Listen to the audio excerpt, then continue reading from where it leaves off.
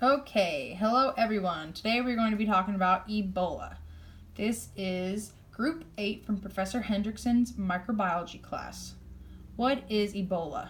We see it on the news, we see it in the newspaper, we see it in all these different countries, and even sometimes in the United States, but how does it work? What kind of illness or virus is it? How does it hurt our bodies, and what is it actually doing to people? That is what we are here to tell you about. So, what is Ebola? Ebola is a virus. It is a zoonotic disease which carries a case fatality rate of up to 90%. The symptoms of Ebola virus develop diarrhea, fever, vomiting, respiratory disorders, and hemorrhaging from numerous sites. A number of other outbreaks have occurred since then, which research shows identification of 5 different types of Ebola. The first recorded outbreak was in 1976 in the Yambuku Democratic Republic of the Congo. Where does the Ebola name originate from, though? The name of the virus is derived from the river Ebola, which flows in the vicinity of Yambuku. The 5 different types of Ebola are named after respective regions in which their outbreaks first occurred. So there is Zaire Ebola virus in 1976, Sudan Ebola virus in 1976, Ruston Ebola virus in 1989, Ivory Coast Ebola virus in 1994, and Bundi-Bugo Ebola virus in 2007. So this is what Ebola virus actually looks like. It's a swirly little guy. Looks spiky, has different things as well. Here's another picture of him right there. So, where did this virus come from? So it is actually believed that the natural host of this virus is actually a fruit bat. It's a cave-dwelling fruit bat. It is used for food in many different countries and all things like that, and isn't actually affected by the virus. The bats are not, but the human, once they are infected, the blood starts to shed and the virus is spread through the blood and body fluids. It can also be transferred through the use of needles from used patients, the years of emergence occurring with most recent in 2014, then 2002, 1995, and 1975. This information came from the United States of America from Christine Case, Microbiology and Introduction. So I believe that is our book. Then, the Ebola virus has a striking filamentous structure. There's a helical nucleocaspid that requires an envelope from the budding of the plasma membrane. That's back to this picture then. It's going to be right there. It's that swirly little guy. The envelope contains spikes which have glycoprotein. The molecule functions by attaching the host cells using an endosomal entry and fusing membranes. It is a single-stranded negative sense genome that encodes 8 structural proteins. And this information came from Scientific Reports Nature Publisher Group, Volume 7. Danielle R. Booth, Tiffany F. Bieniak. Structure of the Ebola virus. So many different things that we know about Ebola. There is the virus, what it's actually going to look like when it is in someone's body. There's the cute, adorable little bat that causes so many problems. Now we're going to talk about some of the actual symptoms of Ebola and the high risks. So while we are sitting here talking about Ebola, many people are so afraid of actually catching this virus. So here are some high risk to low risk categories of how you can get Ebola, so you know if you are safe or not, or what is actually causing all this spread of Ebola. So high risk would be direct exposure to blood or body fluids of a skin-to-skin contact with someone while the person was symptomatic without using recommended gloves or face masks. Medium, some risk, will be close prolonged contact with someone while the person was symptomatic. Close prolonged contact was defined as being within 3 feet of someone for greater than 30 minutes without using recommended gloves, mask, or different things like a bodysuit, like this man has on right here, holding this infected child. Low but not zero risk would be brief, less than 30 minutes of close contact with someone while the person was symptomatic without using recommended attire, gloves, or a face mask.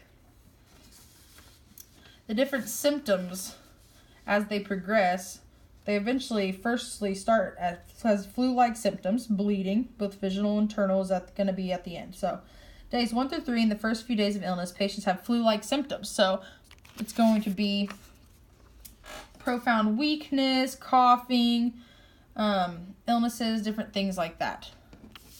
It's going to be just like this. Sick in bed, you think you have a cold. Days 4 to 7, patients may also have vomiting, diarrhea, nausea, low blood pressure, headaches, and anemia. So what they think is the flu is actually becoming greater, and it is actually the Ebola virus. Days 7 to 10, toward the end of the illness, there is confusion and bleeding, both internal and visible. All this progresses toward a coma, shock, and even death. This information was gotten from the Huffington Post, and it is a diagram created from them. So then we are going to talk about how this virus is actually working inside of the body. So we know all these symptoms, but how is it working? How is it actually affecting these people once it gets inside of their body? Virus can't just, I have a cold and then all of a sudden I'm dying. What is going on here? So here is our beautiful, adorable little cartoon immune systems. They're hanging out right there. So step 1, the evil Ebola virus, boom, is going to enter into the body, enter into the immune system. So the Ebola virus directly attacks the immune system, and the dendritic cells come up to it, and normally where they would protect and kill viruses, the Ebola takes over that cell. So they not only cannot fight the Ebola, but that gets taken over by the Ebola virus. The cell is now an Ebola reproduction machine, and Ebola tricks cells into ending their own lives as well, because it makes them think that there is no chance. So this Ebola virus is kind of like an evil villain. It is taking over, it is talking our other cute little immune cartoons into doing bad things for them, and also even ending their own lives because they think they stand no chance. Then we have the next step. The virus then attacks the macrophage in the monocyte, which then, because it is attacked and it is now controlling those different ones, it makes them tell blood vessels to release fluids into the body, which causes chaos, because these fluids should not be being released into the body at this time. Ebola then attacks the liver, causing bleeding of the internal area of your body and liver failure. Also, many different organ failures. And there's liquids going around in the body, and the cells are reproducing the Ebola virus, so there is just pure chaos. All these things are happening at once. The body just does not know what to do. So now the body or the immune system is now working against making itself better. So it's not even working to help the body. The body activates cytokine storm, which hurts a virus, but leaves too much collateral damage for the body to actually correct or fix. So there's too many things going on in the blood for it to actually be a good thing more than it is a bad thing. It actually causes, if not even more of a mess for the person or the immune system. The organs are losing so much blood, you become very dehydrated, and chances of you dying are becoming very, very high. So then this is when people cannot overcome this. This is when people go into the coma, and then they eventually die. So this, once you get to that area, that step where the organs are losing a lot of blood, you become very dehydrated, it's very high and likely that that person's going to die. So that is how it actually is working. It attacks, and it attacks hard and strong, and it is an evil villain. The evil villain of viruses. So here's also, at the end, there's just some pictures of what Ebola viruses actually look like. We have the idea of it, but these are pictures of actual people's arms and hands of what it does to their bodies. So there's this cell, there's the virus attacking, and then we have the symptoms of Ebola virus after a couple days. So it might start out as the first 2 days, early signs and symptoms include fever, severe headache, muscle and joint aches, chills, weakness, and then it turns into something like this. These awful pictures of blistering redness. It looks like blood, almost bruising or blood right there. That is what is going to happen. So that is Ebola. That is how it works. That is where it came from.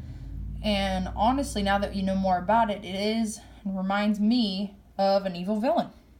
So that is Ebola for you. Now you will understand when you watch the news and you know what is going on.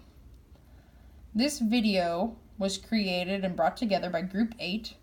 Jordan and Lexi researched all the information for the Ebola that was used in this video, except for that picture of the symptoms and the chart that explained the other symptoms as well. Besides that, they researched it all. They were the power behind this video.